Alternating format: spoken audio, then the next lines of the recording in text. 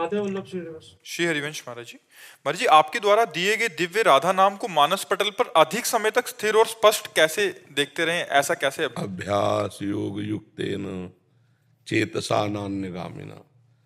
अगर हम नित्य निरंतर अभ्यास करें, सातु दीर्घ काल निरंतर सत्कार सेवितो दृढ़ भूमि। यदि दीर्घ काल तक आदर सहित निरंतर अभ्यास करें तो दृढ़ भूमि, फिर तो आँख खुली है या बंद है, हमारा लक्ष्य हमारे सामने रहता है।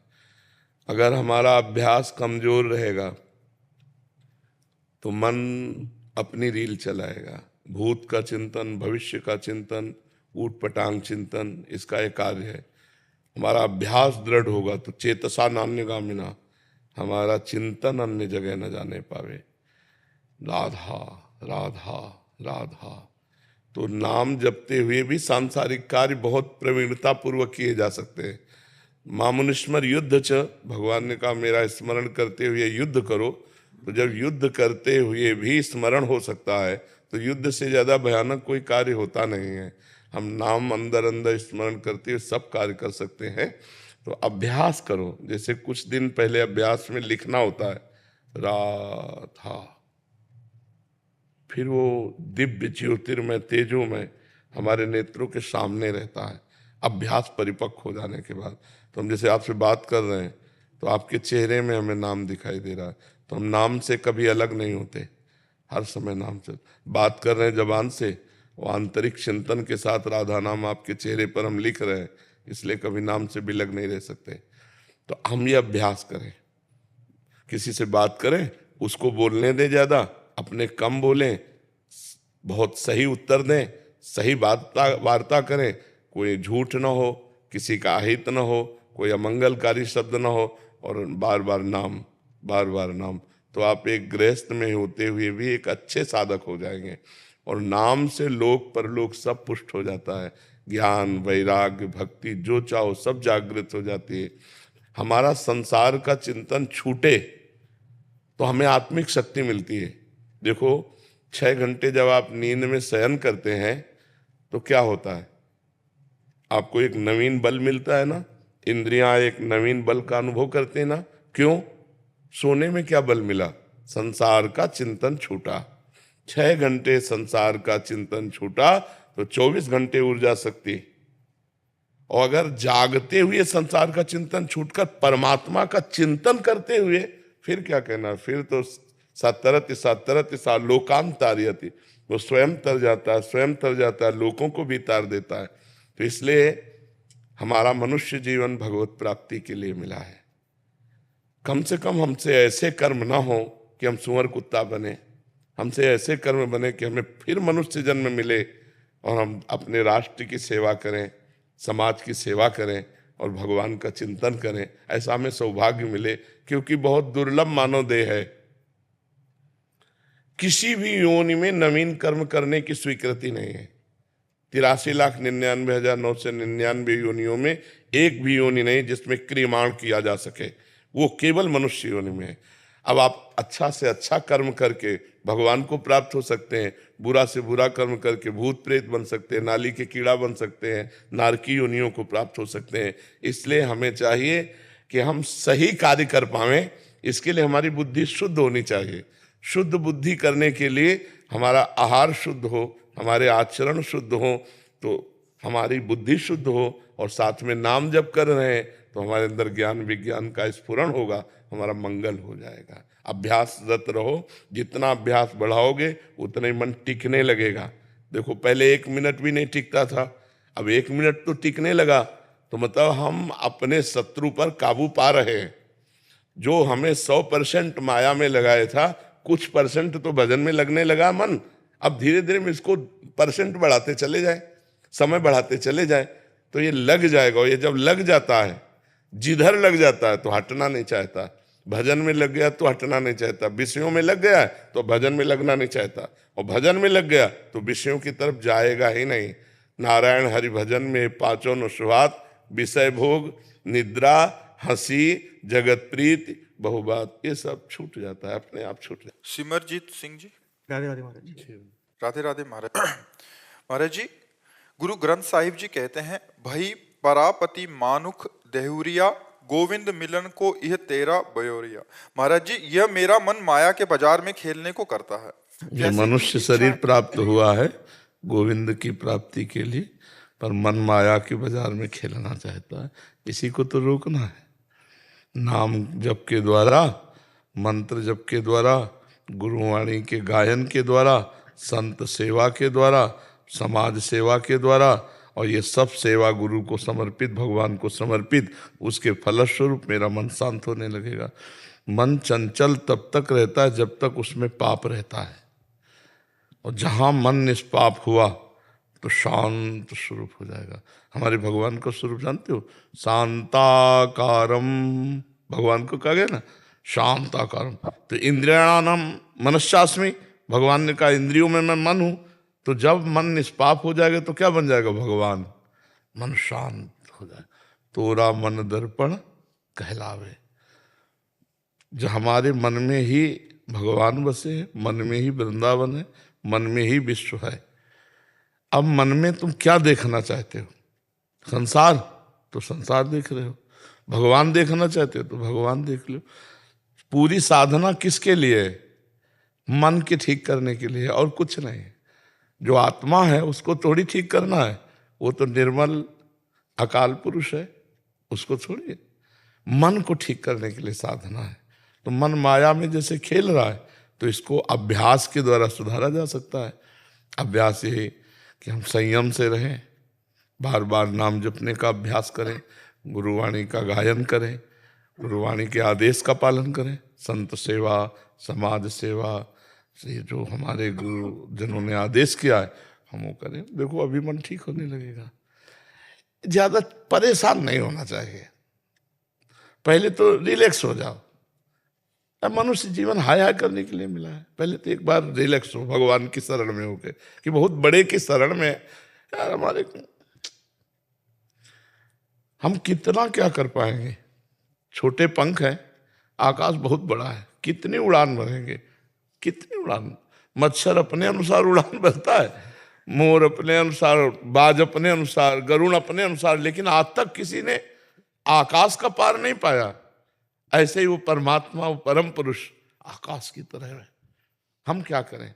हम उसकी शरण में हो जाते हैं। पहले रिलैक्स हो जाते हैं, भरोसे पे रिलैक्स हुआ जाता है। देखो दरिया है, समुद्र है, भयावह है, लेकिन हम नाविक के भरोसे नाव में बैठ जाते हैं और रिलैक्स होकर के एकदम शोभा देखते हैं, जल तरंगे देखते हैं। अब वहां चिल्लाने लगे, ए डुबो तो नहीं दोगे, ए किधर ले जा, वो कहेगा उतरो, बैलेंस बिगाड़ रहे हो। तुम्हें जब विश्वास नहीं तो नाव में कैसे बैठे हो? पहले तो रिलैक्स हो जाओ कि हम गुरु की नाव में बैठे हैं। ये संसार एक समुद्र है, इसे तैर के नहीं पार किया जा सकता। नानक नाम जहाज है, चढ़े से उतरे। अगर हम नाम जब कर रहे हैं तो हम जहाज में बैठ गए हैं। अब हमको क्या है? हमारे गुरुजन कहते चढ़े से उतरे पार। अब बस पकड़ लो, नाम पकड़ लिया, और आदेश है कि समाज सेवा करो, संत सेवा करो, माता पिता की सेवा करो, गुरुजनों की मन माया कहाँ है? हमें बताओ, माया कहाँ है? जब हम गुरुजनों की आज्ञा के विपरीत चलते हैं तो माया है, और गुरुजनों के अनुकूल चलें तो वही माया भक्ति है। ये शरीर माया है, ये कपड़ा माया है, ये आवाज माया है, ये माइक माया है, मोबाइल माया है। तुम्हें लाया वृंदावन की नहीं लाया? तो माया बाधक थोड़ी है। अगर माया बाधक होती तो कैसे बात बन जाती? बाधक है भगवान से विपरीत चलना। अब उसी मोबाइल में गंदी बात देखो, अब माया हो गई। और उसी में सत्संग सुना तो देखो परम पावन श्री धाम वृंदावन में संत समागम में आप बैठे। सुतदाराधन लक्ष्मी पापी के घर होए, और संत समागम हरिकथा तुलसी दुर्लभ तो। इसलिए जो हमारे गुरुजनों की वाणी उसका रोज स्वाध्याय करो, गुरुवाणी को, और नाम जप करो, और सेवा जरूर शरीर से करो, तभी शरीर निष्पाप होता है। सेवा से, सुमिरन से मन निष्पाप होता है, सुमिरन से मन निष्पाप होता है, और सेवा से शरीर निष्पाप होता है। तन मन पवित्र हो गया, भगवान मिल गए। समझ पा रहे आप? महाराज जी, मेरा मन कहता है कि तू बस इतना भजन कर ले जिससे तेरे को सुअर कुत्ता ना बनना पड़े, बाकी तो ठीक है, अच्छे कपड़े पहनना, विलासिता पूर्ण जीवन जीना। हमारे में से कहता है कि माया के भोग भी भोग, और इतना भजन कर ले कि तेरे को नेक्स्ट टाइम इंसान दोबारा बन जाए, लेकिन नीच की जोनी में मत जा तू। बस इतना, बस बहुत चालाकी करता है मेरे साथ। चलो करवाओ, तुम्हें वो फंसाता है तुम उसको फंसाओ, कहते बढ़िया बात है, उससे कहो बढ़िया बात है, पर वो कितना थर्मामीटर ये तो पता नहीं है, इसलिए जपते रहो, उसको लगाओ।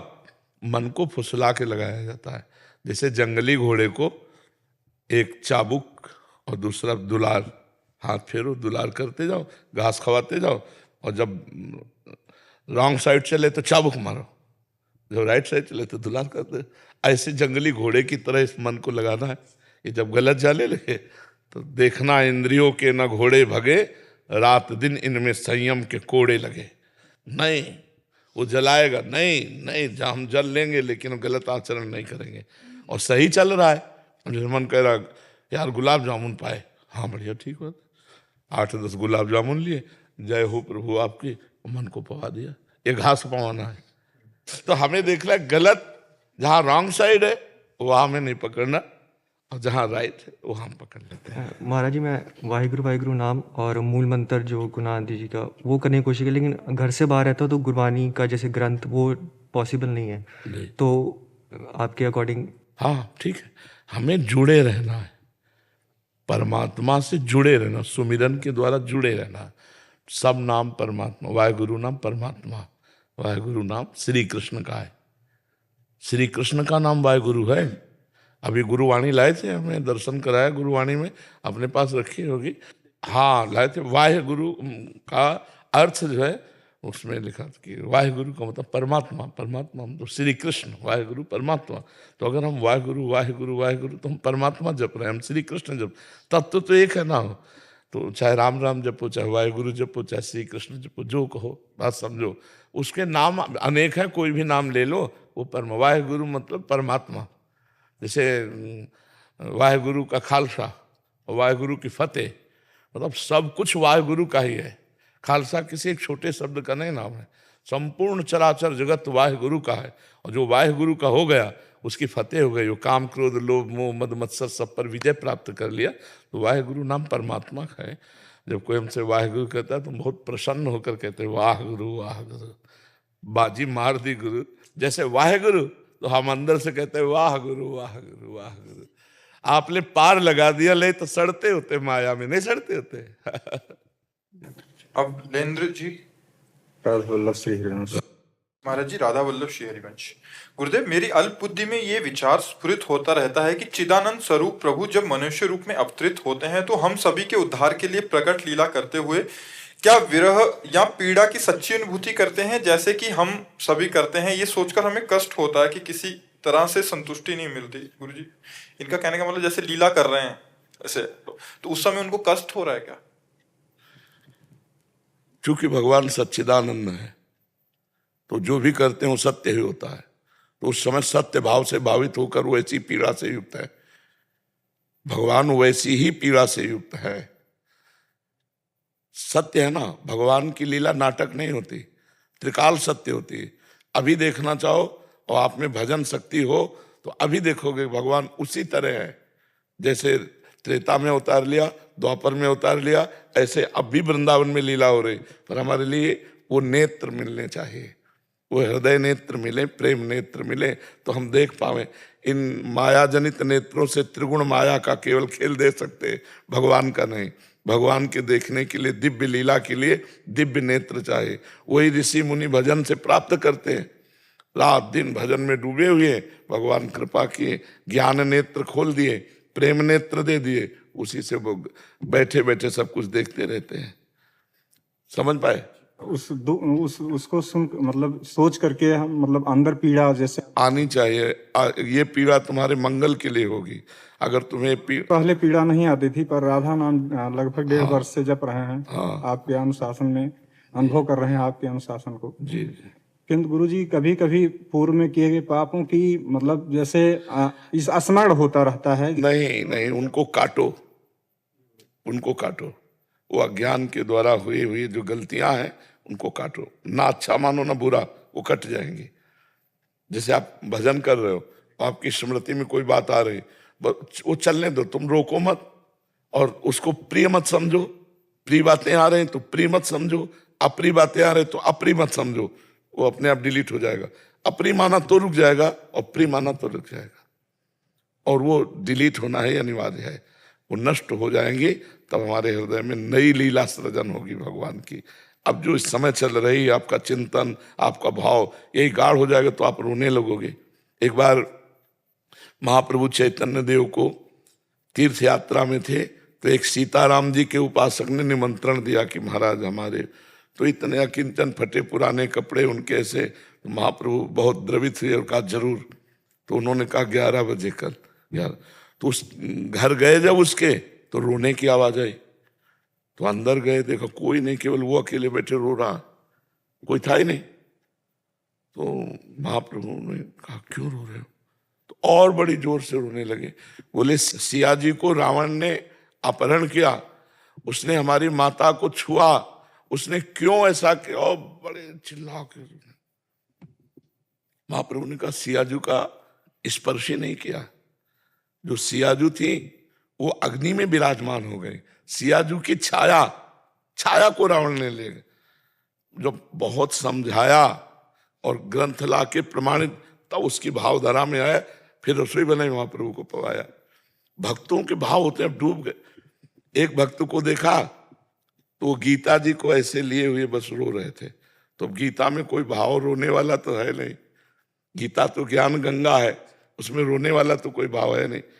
तो देखा कि किस बात से रो रहे, तुमसे पूछा कि गीता में तुम्हें ऐसा क्या दिखाई दे रहा कि तुम रो रहे हो? तो उन्होंने कि हम जब गीता खोलते हैं तो मुझे दिखाई देता है कि अर्जुन ऊंचे स्थान पर बैठे हैं और भगवान जहाँ अर्जुन की पादुका है वहाँ सारथी बने बैठे हैं। तो रोना आता है कि तुम कितने कृपाल हो, अपने भक्त को कितने ऊंचे पद पे, और आप कहाँ बैठे हो, भगवान सारथी बने बैठे हैं। भाई ये देखकर मुझे रोना आता है। अब अलग अलग भक्तों के भाव है, वो बल गीता लेके ऐसे रोते ही रहते थे कि भगवान कितने कृपाल हैं। तो ये भाव हैं भक्तों के, ये अपने भाव कहीं ज्यादा व्यक्त नहीं करने चाहिए, इनको छुपा ले तो बढ़ते चले जाते हैं। फिर एकांत में रोना आने लगेगा, असहनीय हो जाएगा, ऐसा कैसे हुआ, ऐसा वो धीरे धीरे लीला में प्रवेश होने लगता है, उसका हृदय पवित्र हो जाता है। बड़ी कृपा है गुरु जी, आपकी ही कृपा से संभव है, हम अधम में यह समझें। अंदर इसको गुप्त रखिएगा। हमारे प्यार का असली स्वरूप क्या है? अपने प्राणों को भी समर्पित करके जिससे प्यार किया जाता है उसे सुख देना, सुख लेना नहीं। सुख देवे को चाव चित, सब सोहित निष्काम, इसे प्यार कहते हैं। सुख देवे को, सुख देने का ना, कहाँ है ऐसा? सुख देने का चाव कहाँ है? सुख लेने का चाव है। प्रभु जी, जो माता पिता हमसे करते हैं वो भी सब आता है। मोह, प्रेम नहीं। मोह, प्रेम बहुत ऊंची चीज है बच्चा। प्रेम जिस समय आ जाएगा वो अलग हो जाएगा। जैसे स्त्री से प्यार नहीं करते, काम, हम पुरुष से प्यार नहीं करते, काम। माता पिता का मोह, जितने भी संबंध, आसक्ति, राग, इनमें प्रेम नहीं है, प्रेम नहीं है। प्रेम सच्चिदानंद में है। अब तुम्हें उसकी अलग अलग व्याख्या दिखाएं। सुना था कुपुत्रो जायते क्वचिदप कुमाता न भवति, शास्त्रों में लिखा है। कितने ऐसे उदाहरण हैं कि माता पिता के द्वारा पुत्रों की हत्या हो गई।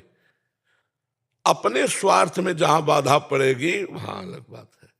अगर वो कुतिया भी अपने बच्चे को प्यार करती है, सुकरी भी अपने बच्चे को प्यार करती है, पक्षी भी अपने बच्चे को प्यार, लेकिन प्यार नहीं, मोह में बंधे हुए है। प्रेम एक विशुद्ध भगवदानंद है। प्रेम हो जाए तो फिर क्या, इसीलिए तो चराचर जगत से प्रेम करो, कभी कोई बाधा नहीं। लेकिन प्रेम कहाँ कोई करता है? स्वार्थ के वशीभूत मोह में बंधे हुए, और मोह गए बिनु राम पद होई न दृढ़ अनुराग। अनुराग माने प्रेम। जब तक मोह है तब तक प्रेम नहीं हो सकता, और वो मोह होता है बच्चा, प्रेम नहीं होता है। सबको भगवत प्राप्ति हो जाए कि नहीं हो जाए? महाराज जी, प्रेम का भाव सबके लिए एक जैसा होना चाहिए कि उसमें जैसे अपनेपन में ज्यादा प्रेम होता है या फिर पढ़ाई में नहीं होता है? प्रेम की सीधी परिभाषा है, हम जिससे प्रेम करते हैं सिर्फ उसको सुख देने की भावना हो, किंचन मात्र स्वार्थ बुद्धि ना हो। अब चाहे माता पिता हो, चाहे पुत्र हो, चाहे पत्नी हो, चाहे भाई हो, चाहे देश हो, चाहे समाज हो, चाहे विश्व हो, अपने सुख की लालसा से किया हुआ राग होता है, मोह होता है, आसक्ति होती, स्वार्थ होता है, काम होता है, प्रेम नहीं होता है। आप समझ पा रहे ना? इसीलिए करोड़ों में किसी एक में प्रेम अंकुरण पाया जाएगा? नहीं पाया जाएगा। हितधाम में आए थे, कहा कि हमारा प्रेम विवाह हुआ, लव मैरिज, आशीर्वाद दीजिए। 8 महीने बाद फिर आए तो हम कहा तुम्हारी पत्नी साथ नहीं, बोले डिवोर्स हो गया है। वो अरे लव अरे एक बार दिल दे दिया तो फिर तुम चाहे जैसा तुम करो, हम तुम्हें दिल दे दिया। एक बार जब हमने तुम्हें दिल दे दिया तो दे दिया यार, जिंदगी भर के लिए दे दिया। अब तुम अगर हमें मार भी डालोगे तो हमारा दिल तुम्हें आशीर्वाद देगा। प्रेम का मतलब समझते हो? अगर तुम हमें मारोगे या मार भी डालोगे तो हमारे दिल में अगर आवाज सुनोगे तो तुम्हारे लिए आशीर्वाद ही निकलेगा, तुम्हारे लिए दुख नहीं निकले। इसे कहते प्रेम है भला ये। और जी ऐसा प्रेम तो केवल प्रभु के लिए ही हो सकता। तो फिर अब इसीलिए तो प्रेम कहाँ है। और जब कोई भगवान का आशिक प्रेम करेगा जगत में भी तो अद्वितीय बेजोड़ होगा। जैसे तुलसीदास जी ने अपनी पत्नी से प्रेम किया तो मायके जाने का समय ले दिया। मायके जाने का हम जी नहीं सकते तुम्हारे बिना, तुम मायके कैसे चली जाओगी। जैसे धनुर्दास जी ने अपनी पत्नी से प्रेम किया, महाभागवत है, तो ऐसे चलते हैं बाजार में सब्जी लेने नहीं जाते, पत्नी जाएगी क्योंकि वो बिछो नहीं सह सकते, तो पत्नी ऐसे चल रही, आप छाता लिए ऐसे चल रहे। चिंतामणि में इतने आसक्त हो गए, सब कुछ न्यौछावर कर दिया बिल्व मंगल जी ने। अगर भागवतिक पुरुष हिरण से आसक्त हो गए तो अगला जन्म हिरण का लेना पड़ा, और महाराज हिरण की दुर्गति नहीं होने दी, वही राजा रहुगण बना हिरण। और भरत भागवतिक अगर पुरुष किसी से भी प्रेम कर लेगा तो आर पार का निर्वाह होता, वहां स्वार्थ नहीं होता। इसलिए भागवतिक पुरुष का कहीं प्रेम होता नहीं भगवान के सिवा। अगर हो जाए तो बेजोड़ होता है। हिरण से प्रेम किया, जिस भगवान की प्राप्ति के लिए अपना राज्य छोड़ा, अपनी पत्नी पुत्र छोड़े और हिरण से प्यार कर लिया, तो उसके लिए 3 जन्म लगा दिए, 3 जन्म लगा दिए। जड़ भरत के रूप में पालकी में उसी को तो उठाए हुए उपदेश कर रहे हैं। तो प्रेम शब्द से हृदय में कुछ होने लगता है। नहीं, आपके होता है कि नहीं होता हमें पता नहीं, कि हमारे होने लगता है। प्रेम शब्द होते ही एक जैसे कोई दिल को मसला करे, शायद इसको ही इश्क कहते। प्रेम को उर्दू में इश्क कहते। इश्क इसको बोले जैसे कोई दिल को मसला करे, अपने प्यारे की याद में प्यारे के लिए तड़पना, प्यारे के लिए सिसकना, प्यारे के लिए बलिदान होना। ये प्रेम कहाँ आता है? अपने स्वार्थ की पूर्ति के लिए। देखो हमारे पास ये संसार में प्रेम तो बात करते ही आंसू टपकने लगे, बात करते ही हृदय बहा बहा घूमे, उसे प्रेम कहते हैं। जो दूसरों के लिए बलिदान करने, देखो देश प्रेम, देखो वंदे मातरम, फांसी का फंदा डाल लिया। देश प्रेम देखो, गुरु गोविंद सिंह के दोनों बच्चे दीवार में जिंदा चुने जा रहे हैं, ना उनके आंसू ना बच्चों के आंसू। अब ये देश प्रेम। कहीं भी प्रेम की बात आती है तो वहां बलिदान होता है, प्रेम बलिदान मांगता है। लेकिन हम प्रेम का नाटक करते हैं, प्रेम नहीं। प्रेम ना हम भगवान से कर पाते ना इंसान से कर पाते। अगर हम डट के किसी इंसान में भी भगवत भाव करके प्यार कर ले तो हमारा मंगल हो जाए। माता में भगवान देख ले, पिता में भगवान देख ले, पत्नी में भगवान देख ले, तो भगवान तो है ही सब में, हमारा काम बन जाए। लेकिन हम स्वार्थी पुरुष भगवान न देख करके अपनी वासनाओं की पूर्ति चाहते हैं और उसे नाम दे देते हैं प्रेम। जी एक प्रश्न था, माता जो अपने पुत्र को प्रेम करती है, मोह करती है, वो प्रेम है या लोभ है उसका? नहीं, लोभ भी नहीं कह सकते। मानो मनुष्य माता तो थोड़ा बुद्धि रखती है, हम पशु पक्षियों के भी कहा, वो क्या अपने बच्चे से प्रेम नहीं करते? उसका क्या चिंतन होता है क्या कि आगे चल के मुझे पोषित करेगा? ऐसा भी नहीं चिंतन होता पक्षियों का, पशुओं का। वो मोह होता ही है। वो अपने बच्चे के लिए अपने प्राण दे सकती है, उसका कोई स्वार्थ नहीं दिखाई दे रहा, लेकिन उसे मोह कहते हैं। महाराज जी, लेकिन अगर उसी मोह की वजह से बच्चा अगर अनुशासनहीन होता है या कुछ गलत दिशाओं में जाता है, वो एक अलग चैप्टर हो गया, वो एक अलग चैप्टर हो गया। पिता अगर बोलता है कि भाई आप अनुशासन में आइए और इसकी वजह से अगर नहीं, आप नहीं समझ, अब पटरी दूसरी हो गई। अनुशासन शब्द लाने के लिए अब वो व्यवहार शब्द आ गया। हम तो केवल उस राग की बात करें जो लगाव है।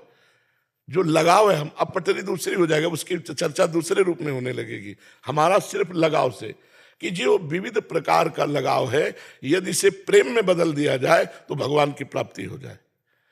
पत्नी अपने पति को भगवान समझे, पति अपनी पत्नी में भगवान को देखे, माता पिता पुत्र में भगवान को देखे, पुत्र माता पिता में भगवान। अभी देखो कितना आनंदमय गृहस्थी हो जाए, लेकिन स्वार्थ। महाराज जी, देखना और वर्तना अलग अलग हो जाए। हाँ, बर्तन केवल देखने की बात कह रहे हैं, वर्तन पूरा वैसा ही होगा। तन पत्नी को पत्नी माना जाएगा, माँ को माँ माना जाएगा, बहन को बहन माना जाएगा, बेटी को बेटी माना जाएगा।